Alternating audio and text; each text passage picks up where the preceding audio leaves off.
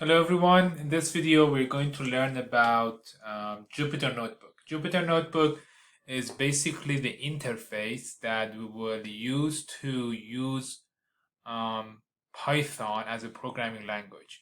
So there are many different interfaces out there to use Python, but Jupyter Notebook is the one that is best for learning. If you're learning how to use Python and its different modules, probably using Jupyter Notebook is the best way to go. That's why we are using Jupyter Notebook in this course. So let's go ahead and see how we can install it, and then have a little quick overview of how it looks like and how we can best use it. So if I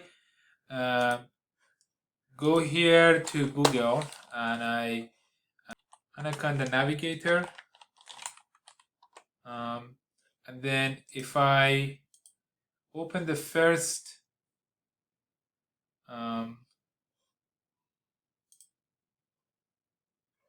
I can navigate download. If you put download and click on the installation and look at, based on what you have, Windows or Macs. I have Windows. Then you will be able to get the Anaconda that works best for you, and you can go ahead and do the installation. It's not very hard things to do. It's a very standard installation. The system, all you need to do is finding that Anaconda navigator, and if you click on it, it will open this panel that you have a couple of different options for you to pick. And so Anaconda navigator is open. Let me maximize this. So there are a couple of different things here. Like the one what we want to work with is this Jupyter Notebook. So we can go ahead and click launch.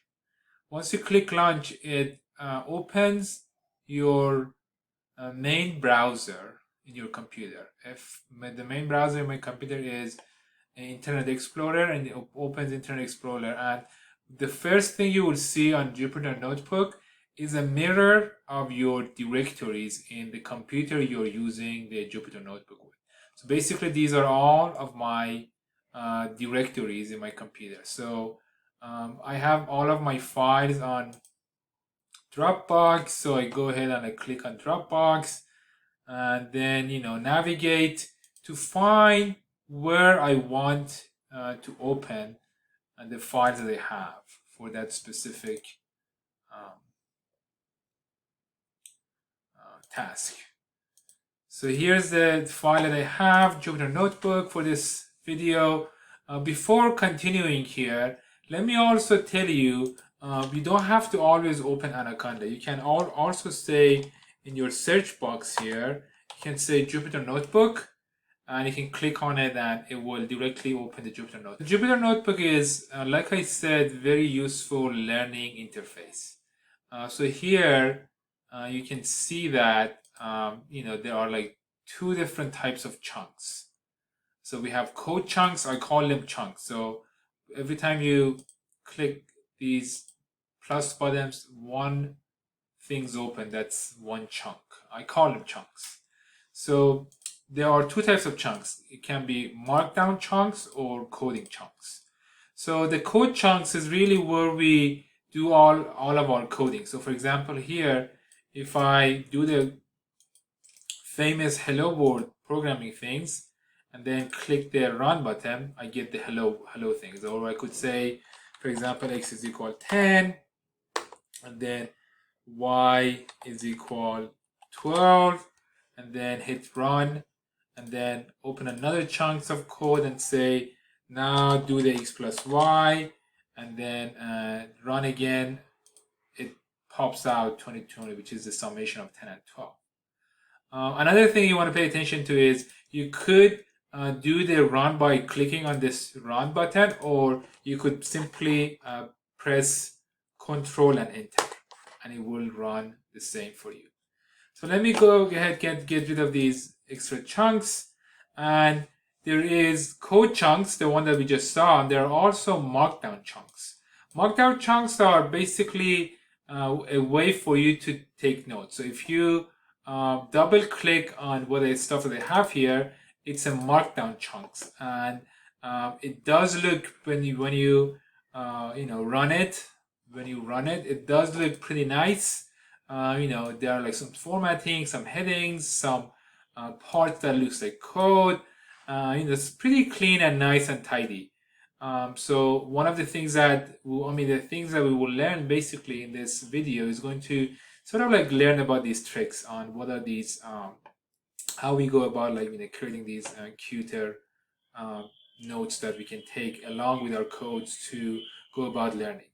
So in this video, we'll go over headers, not headers, bold, italic, bold and italics, block quotes, hyperlinks, and code-like comments. If I double click on any chunks, if it's been run, it brings out the sort of like the code-like structure of that chunk. So let me do all of these for them and then go back. So for creating headers, all you need to do is doing a number sign. Doing a number sign and a space, then it will give you that effect of a header. If you wanted to have, the second level header, 2 number signs and then a space, 3 number signs, so on and so forth. So if I go ahead and control enter this, I will see that I have header 1, header 2, header 3, header 4. Based on the needs, I can use these headers. If I sometimes need to have start for some reason what I want to write with a number sign, the trick is to use a slash and number sign, and then it will recognize that as a number sign. If I want to make a text bold, I can use ampersand, and then put the text and then two more ampersand at the end, or I could do underscore, and the text that I want to be bolded. And once I run this, I see that these texts are bold. If I want the text to be italic, the same as bold, but this time 1 asterisk or 1 underscore. So if I run this, there are italics. If I want both italics and bold, I just use 3, either asterisks or underscores, so which are both italics and bold. If I want to have a block quote, I just start with the arrowhead towards the text. It sort of creates a block quote. If I want multi-level block quotes, I just add a couple of arrowheads on top of each other, and it gives me that effect of the block quotes. If I want to create a hyperlink to just you have something you're learning, you just want to have that website for yourself to come back and learn from it, it's very simple. You put a bracket around what you want to be shown, and then you will put the website or the URL address between the parentheses. So if I run this, it just shows me a click me. So what you want to pay attention to this click me is the name that you want to be shown. So if I put this will be shown. So most of the time, you would do something like this. You would say something like, if you want to learn more, click here. So once I run this, now I have like this click here thing that I can just click and takes me to the website I want to know. So the next one is when we want to have something that looks like a code in the middle of our comments. So we don't want to run this, but we want to be able to have a piece that looks like a code for our purpose of learning. So here to do that, you start with backcode, which is the key next to number 1 in regular keyboards.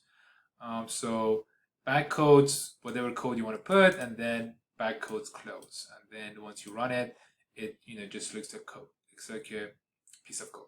If you have multi-line pieces of code, you start with 3 backquotes and then close it with 3 backquotes. And that creates a set of different lines. So, I mean, in this video, we all just learned, what we just learned was how to best use Jupyter Notebook. Jupyter Notebook is pretty simple interface. Like I said, it's better to use Jupyter Notebooks for learning. As you will become more comfortable with Python and using data analytics using Python, you might want to start switching to a more developing interface such as Spider or other options.